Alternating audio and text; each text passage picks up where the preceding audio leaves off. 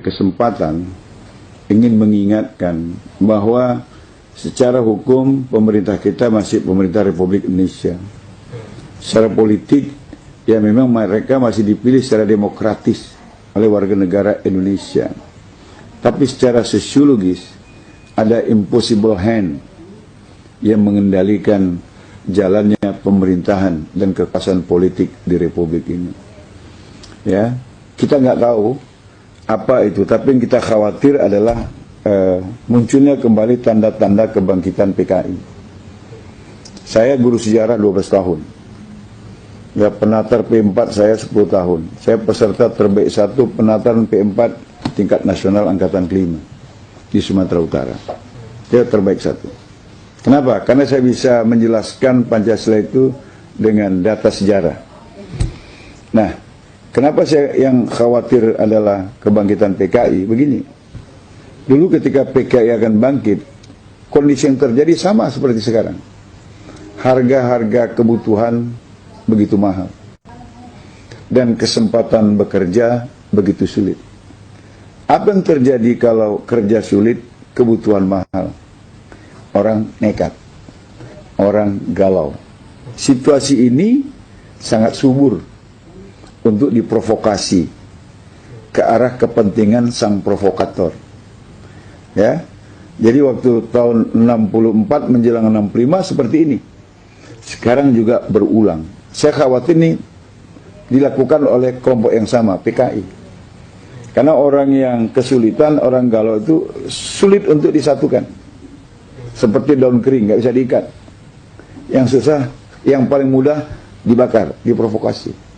Nah, ini kondisi yang memang mereka ciptakan. Jadi penguasaan ekonomi di segala sektor. Kita terkejut ketika Bank Dunia mengeluarkan data. Perekonomian Indonesia hari ini hanya berada di tangan 10 jari dari 2 tangan manusia. Jadi mungkin 9 naga tambah 1, kita nggak tahu. Seperti itu. Nah, ini kan mereka bisa men-setting apa saja. Mereka bisa men-setting apa saja. Lapangan pekerjaan kasih sama siapa, mereka bisa. Sekarang dikasih sama imigran-imigran Tiongkok. Legal maupun yang ilegal. Dulu sih boleh kasih pekerjaan sama orang asing. Tapi dalam rangka transfer teknologi. Sekarang pekerjaan kasar yang cuma bisa dikerjakan oleh bangsa kita yang nggak sekolah itu pun mereka ambil alih. Akhirnya bangsa kita kehilangan lapangan pekerjaan. Maka saya dukung statementnya Fahri Hamzah.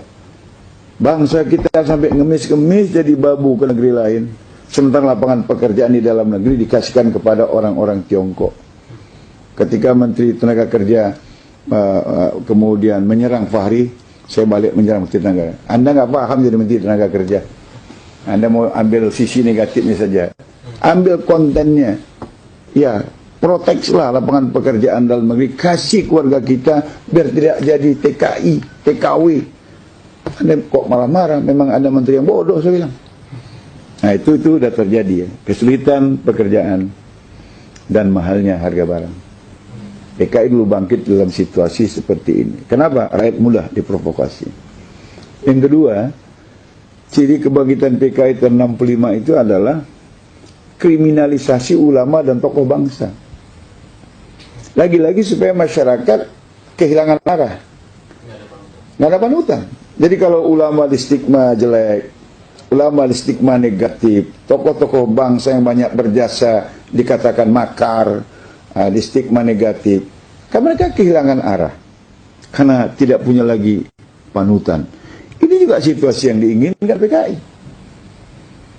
Kemudian pada masa lalu juga ada pendataan ulama, terutama di Pulau Jawa. Dan setelah didata, rata-rata ulama itu matinya tersembelih. Ya? Dan sekarang mungkin penyembelihan secara fisik, orang berpikirlah untuk melakukannya.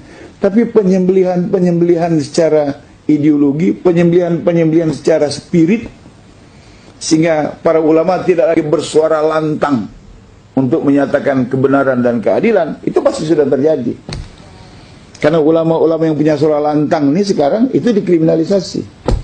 Jadi didata. Ada orang bilang kan nggak salah ulama didata, Romo. untuk meningkatkan kualitas. Ya benar, kalau yang mendata majelis ulama. Kalau yang mendata polisi, masa iya diajarin nembak ulama itu, saya bilang. Diajarin nangkap orang. Ya tujuannya impossible hand. Dan ini pernah terjadi di masa kebangkitan PKI tahun 65. Kemudian yang keempat, ada pemberangusan ideologi Islam.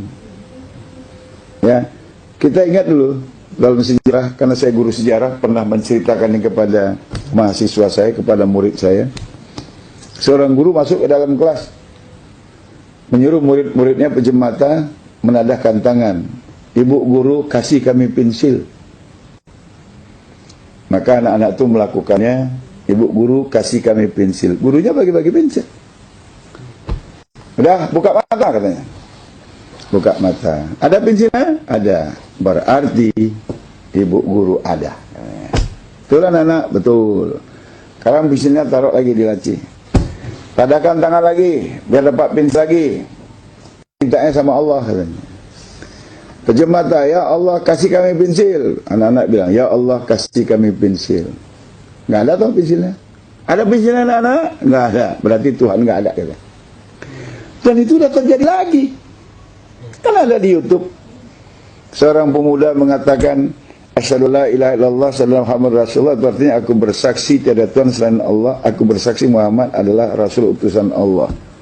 Saya tanya, bersaksi di pengadilan syaratnya apa? Mengalami, mendengar, atau melihat. Nah, sekarang saya tanya, kalian ngalami nggak bersama dengan Tuhan dan Rasul? Mendengar nggak dia berfirman? Enggak kan? Mengetahui nggak? Enggak. Ngapain kalian bersyahadat? Itu sudah ada di YouTube. Dan itu pasti orang komunis. Dan lebih dahsyat, tokoh nasional, mantan presiden lagi.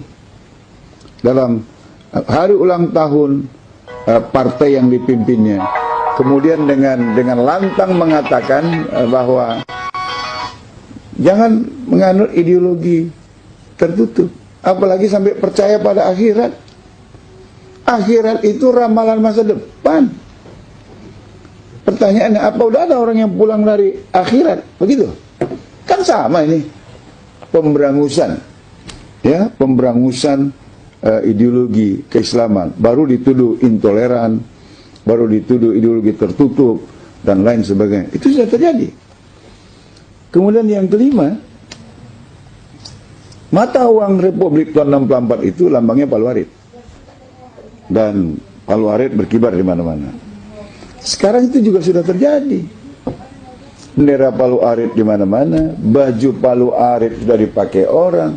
Aku bangga jadi anak PKI sudah ditulis orang.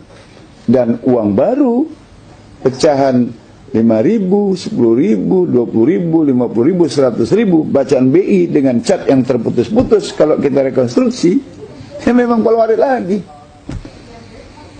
Lengkap ya, lengkap itu sudah apa ciri-ciri kebangkitan PKI. Makanya saya khawatir ada impossible hand.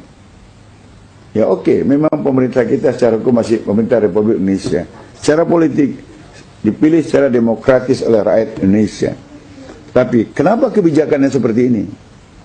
Saya khawatir ada kekuatan lain yang paling saya khawatirkan adalah impossible hand. Itu adalah PKI, karena ciri-cirinya udah sama dengan ciri kebangkitan PKI tahun 65 yang lalu. Dan ini patut diwaspadai oleh semua pihak, semua agama. Karena kalau PKI berkuasa, bukan cuma umat Islam yang dihabis, tapi semua mereka yang yakin kepada Tuhan itu.